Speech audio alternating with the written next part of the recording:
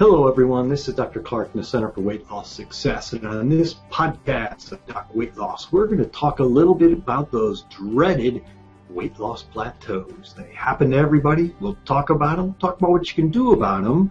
Stay tuned. We'll be right back.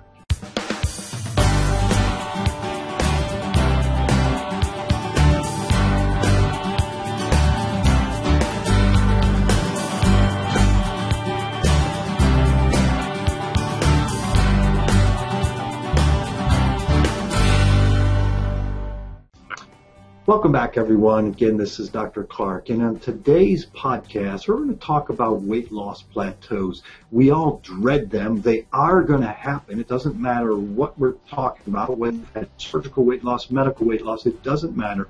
You're going to go through plateaus.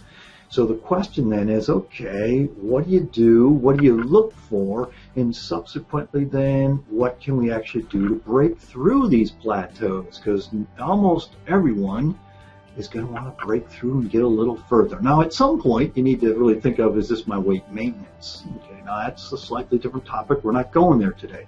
I'm going to just assume that you're not where you want to be or not where you can be, and so subsequently we're at a plateau. Now, what really is the definition of a weight loss plateau? Now, sometimes we think that, gee, I haven't, my scale hasn't budged in a couple of days, therefore I'm in a plateau.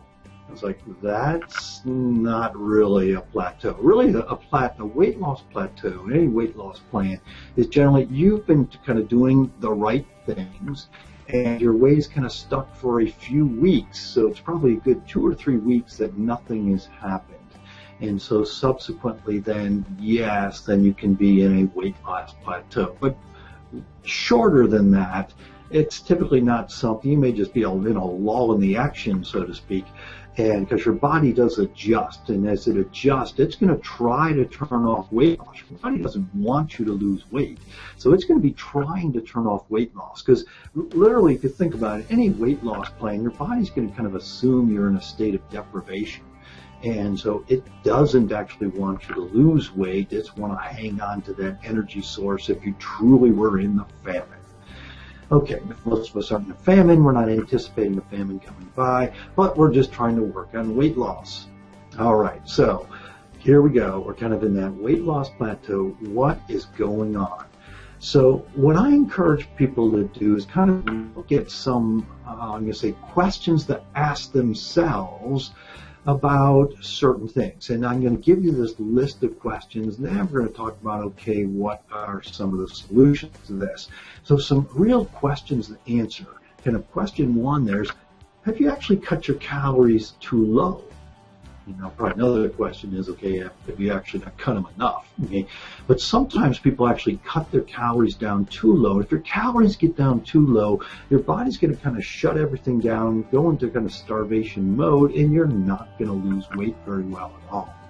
So if you cut calories way down, now it's hard to put an exact number on that, but potentially if you're going lower than 1,000 calories and you're not in a true medically supervised plan, that's generally not the greatest thing. Now, in a surgical plan, right after surgery, you often will be in that 700, 800 calories. But long term, that's not really the right answer either. So you do want to make sure you haven't cut calories too low. Another question is, are you getting enough water? Because this is probably one of the most common reasons I see initially in a weight loss plan, and especially after surgery, when things start slowing down, is, are you getting enough water?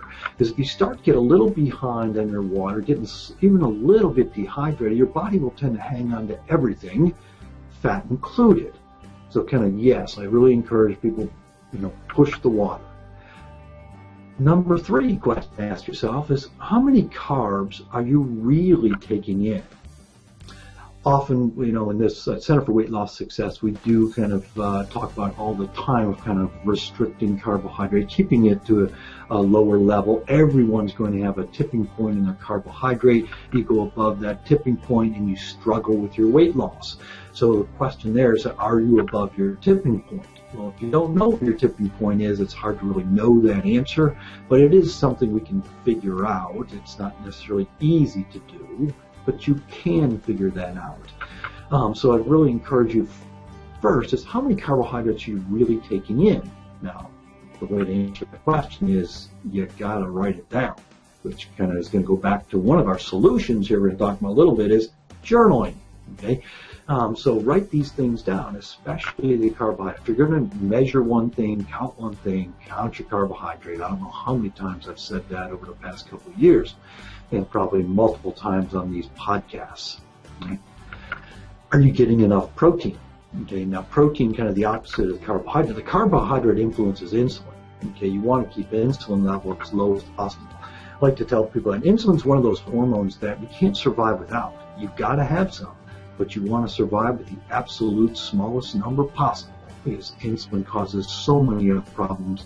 Weight gain is just one of them. Right? That was the carbohydrate side of it. So the flip side is the protein side of it. Are you getting in enough protein? Because if you're not getting in enough protein, your body will preferentially break down lean body mass, slow your metabolism down. So sometimes it's just the point of, hey, you've got to bump that protein up, and subsequently then, all of a sudden I'm losing weight. Part of that is because protein manipulates other hormones too. Protein, it tends to be more satisfying, so we stay full for a longer period of time.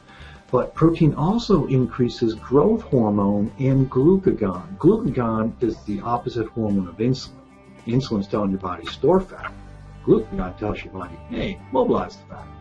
Well, growth hormone, as adults, okay, we don't make that much growth hormone, but we do make growth hormone. We can't survive without it. So if we can optimize what we do make, it's going to help you preserve lean body mass, keep your metabolism higher. So you want to make sure, yes, you're getting in enough protein. Another question to ask then is about exercise. One, are you doing it? Okay, that's probably number one question. But is your exercise too routine? Your body will get used to whatever exercise program you're doing. Okay? So if your body gets used to it, it doesn't get the same out of it as it did originally when you first started it. So if your exercise gets too routine, you don't get as much out of it. And again, the real trick with exercise is that you want to, again, preserve lean body mass, keep your metabolism high as possible. Exercise alone typically doesn't make you lose weight, but if you can preserve or build lean body mass, you're going to increase your metabolism and subsequently then keep you on that weight loss track.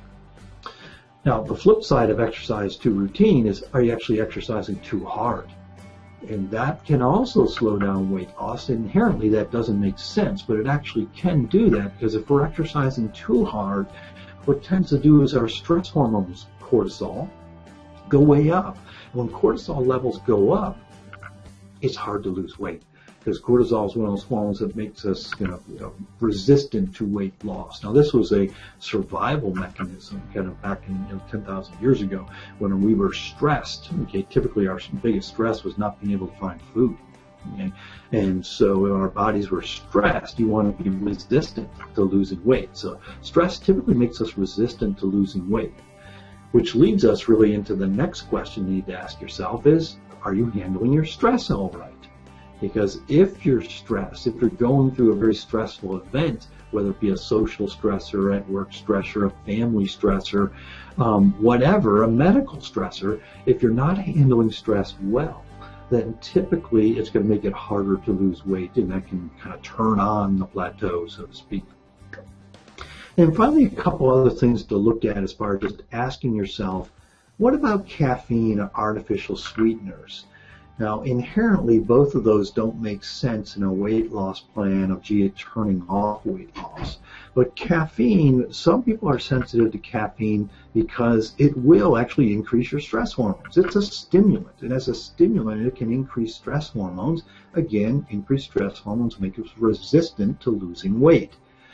Or, okay, so you may want to be cutting back on that caffeine or potentially getting rid of caffeine.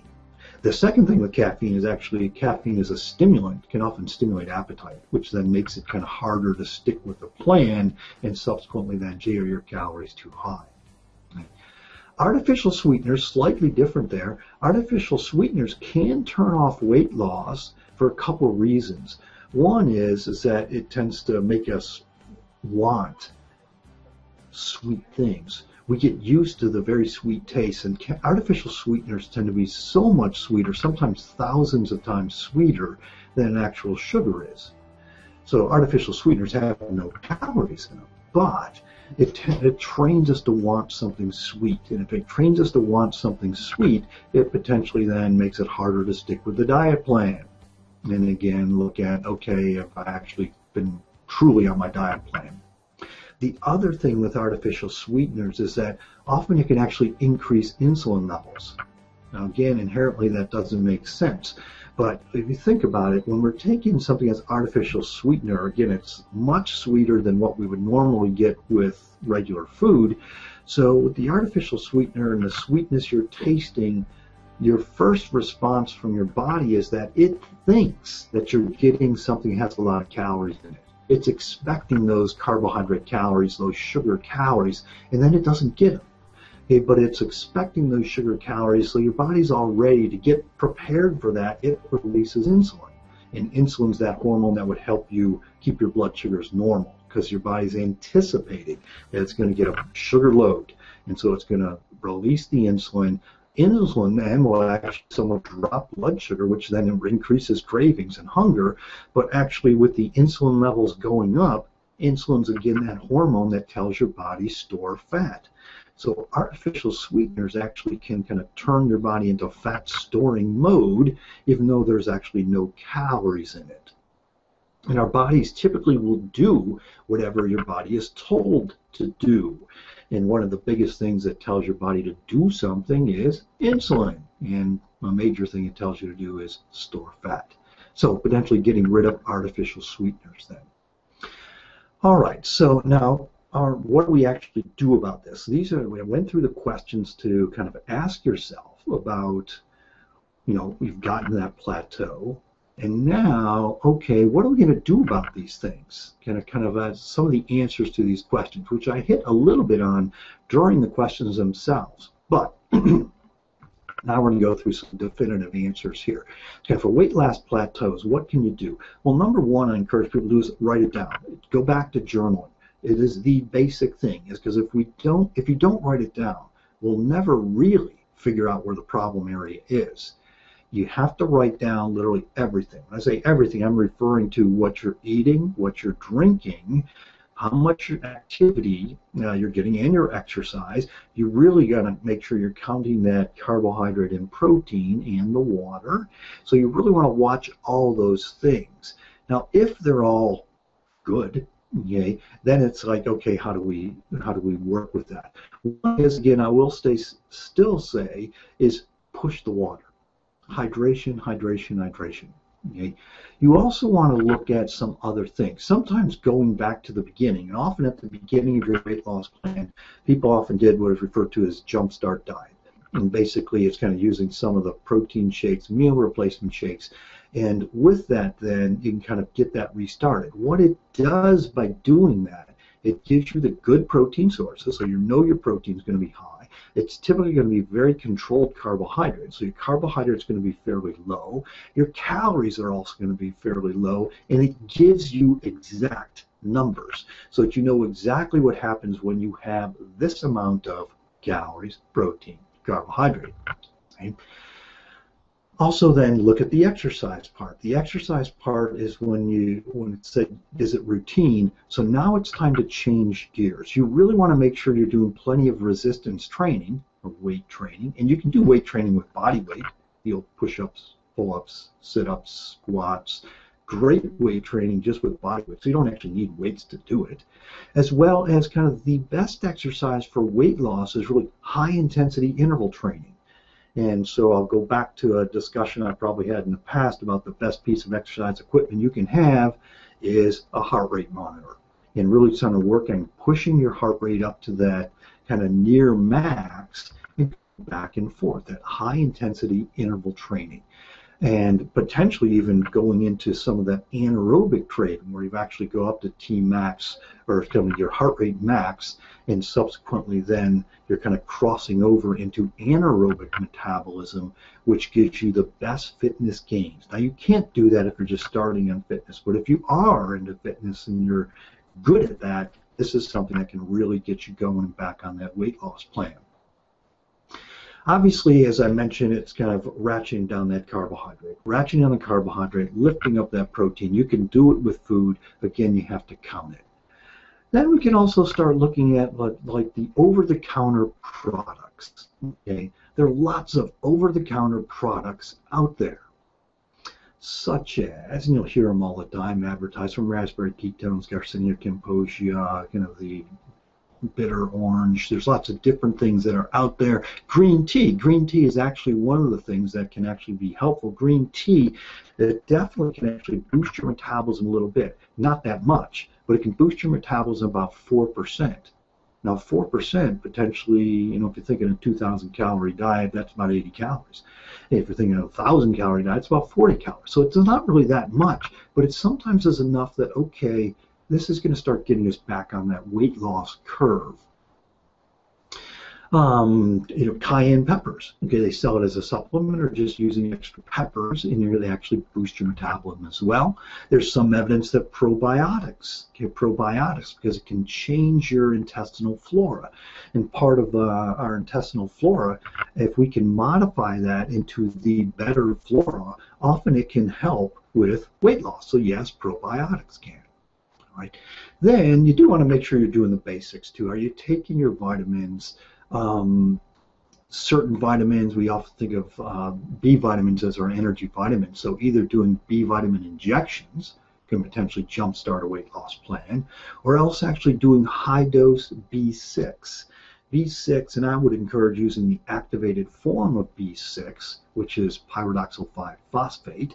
We can do high dose B6. And if by doing that, it can actually bump up your metabolism some as well. Now, I say high dose, we're talking sometimes 50 milligrams, 100 milligrams. If you're buying B6 all by itself, it's usually 1 or 2 tablets there. Another potential thing over the counter is carnitine. Carnitine is kind of like an amino acid. What carnitine does, it helps mobilize the fat molecules into the mitochondria. The fat molecules, okay, that's what you're trying to get rid of. The mitochondria are where that's your energy furnace. That's what's being burned for energy, and you actually truly convert it to energy. The fat itself isn't truly energy until it is broken down into ATP, which is the end product. That's the real money of energy. But that happens in your mitochondria. And carnitine helps mobilize fatty molecules into the mitochondria. It's kind of like, I like to think of that example of saying you have a coal, a steam engine. Okay, steam engine runs on coal, kind of has a furnace, and you've got to get the fuel, it's either coal or wood or whatever, you've got to get it into the furnace. So it's on the train there, and the guy who's running the furnace there to run the train he's got to get the fuel into the furnace. And it's kind of like carnitine gives you a bigger shovel. And so it's easier to move the fuel into the furnace. So carnitine can do that. And typically you may need to take 1 to 2 grams of carnitine, but you can find carnitine at most health food stores. All right. So kind of those are some things you can do as far as working through weight loss plateaus. Went through a lot of information there.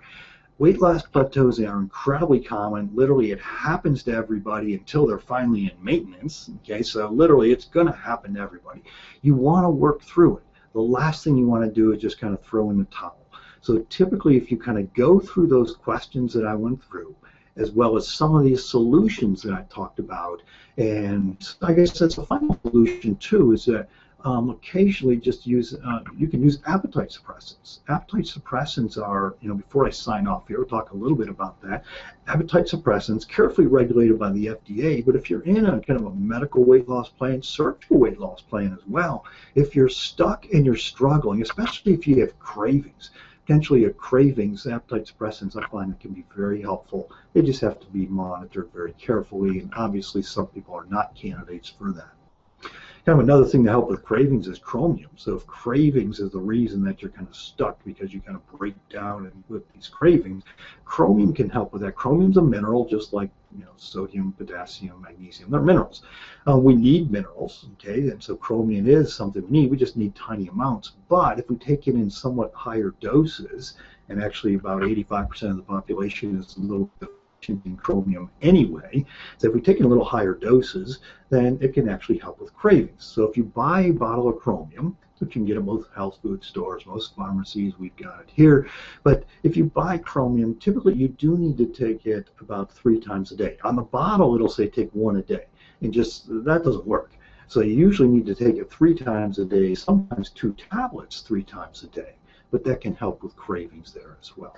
So anyway, lots of little solutions, and hopefully something there will help you with if you reach your weight loss plateau. So work through it. If you have questions, please let us know. That's what we do here. We're here to help. So if you want more information, go to our corporate website, which is cfwls.com. If you want to join me each week in a webinar where I talk about all different topics concerning weight and overall health, go to our Losing Weight USA website and sign up, join up there. The website is www.losingweightUSA.com.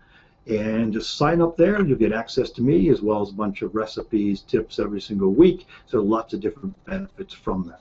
So thank you all for listening. If you have questions, just give us a yell here at the Center for Weight Loss Success. I will talk to you on the next podcast. And remember, it's your life.